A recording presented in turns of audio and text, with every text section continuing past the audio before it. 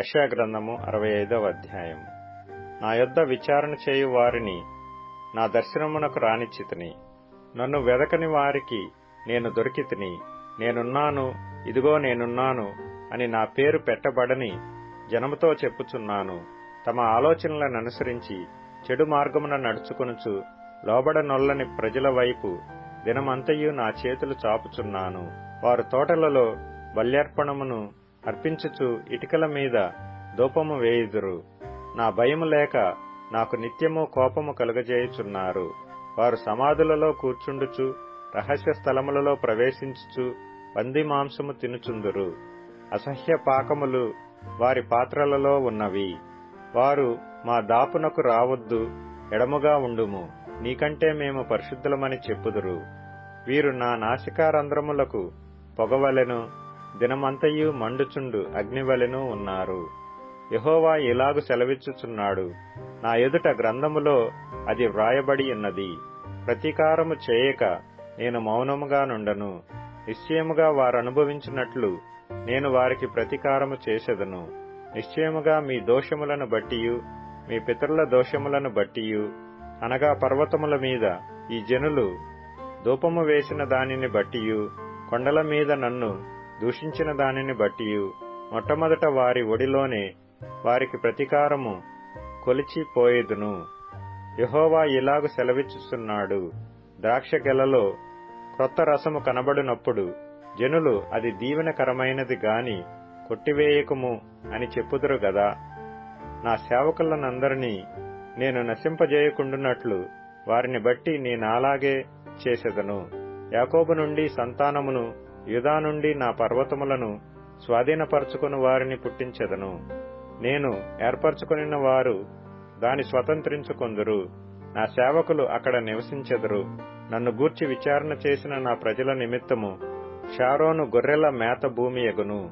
ఆకోరు లోయ పశువులు పరుండు స్థలముగా ఉండును. యెహోవాను విసర్జించి నా పరిశుద్ధ పర్వతమును మరచి గాదునకు బల్లను సిద్ధపరచువారులారా, అదృష్టదేవికి పానీయార్పణము నర్పించువారులారా, నేను పిలువగా మీరు ఉత్తరమియ్యలేదు. నేను మాటలాడగా మీరు ఆలకింపక నా దృష్టికి చెడ్డదైన దాని చేసితిరి. నాకిష్టము కాని దాని కోరితిరి. నేను ఖడ్గమును మీకు అదృష్టముగా నియమించుదును. మీరందరూ వధకు లోనగుదురు. కావున ప్రభువగు యెహోవా ఇలాగు సెలవిచ్చుచున్నాడు, ఆలకించుడి. నా సేవకులు భోజనము చేయుదురు గాని మీరు ఆకలిగొనెదరు. నా సేవకులు పానము చేసెదరు గాని మీరు దప్పిగొనెదరు.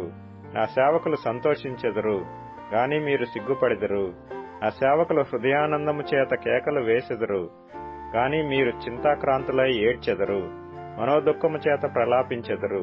నేనేర్పరచుకొనిన వారికి మీ పేరు శాపవచనముగా చేసిపోయెదరు. ప్రభువగు యెహోవా నిన్ను హతము చేయును. ఆయన తన సేవకులకు వేరొక పేరు పెట్టును. దేశములో తనకు ఆశీర్వాదము కలగవలనని కోరువాడు నమ్మదగిన దేవుడు తన్నాశీర్వదింపవలనని కోరుకొనును. దేశములో ప్రమాణము చేయువాడు నమ్మదగిన దేవుని తోడని ప్రమాణము చేయును. పూర్వము కలిగిన బాధలు నా దృష్టికి మరువబడును, అవి నా దృష్టికి మరుగవును. ఇదిగో నేను క్రొత్త ఆకాశమును క్రొత్త భూమిని సృజించుచున్నాను. మునుపటివి మరువబడును, జ్ఞాపకమునకు రావు. నేను సృజించుచున్న దాని గూర్చి మీరు ఎల్లప్పుడూ హర్షించి ఆనందించుడి. నిశ్చయముగా నేను యెరూషలేమును ఆనందకరమైన స్థలముగాను ఆమె ప్రజలను హర్షించువారినిగాను సృజించుచున్నాను. నేను యెరూషలేమును గూర్చి ఆనందించెదను, నా జనులను గూర్చి హర్షించెదను. రోదన ధ్వనియు విలాప ధ్వనియు దానిలో ఇకను వినబడవు.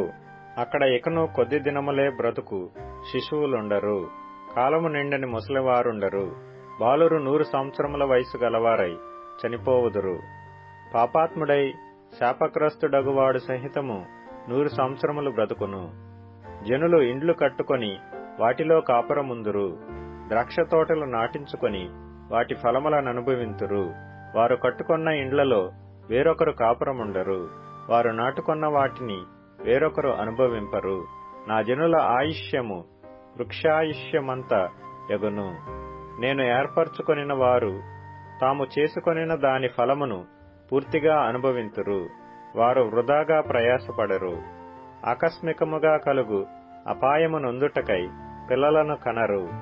వారు యెహోవా చేత ఆశీర్వదింపబడిన వారగుదురు. వారి సంతానపు వారు వారి యొద్దనే యుందురు. వారికీలాగు జరుగును. వారు వేడుకొనక మునుపు నేను ఉత్తరమిచ్చెదను. వారు మనవి చేయుచుండగా నేను ఆలకించెదను. తోడేళ్లును గొర్రె పిల్లలను కలిసి మేయును. సింహము ఎద్దువలే గడ్డి తినును. సర్పమునకు మన్ను ఆహారమగును.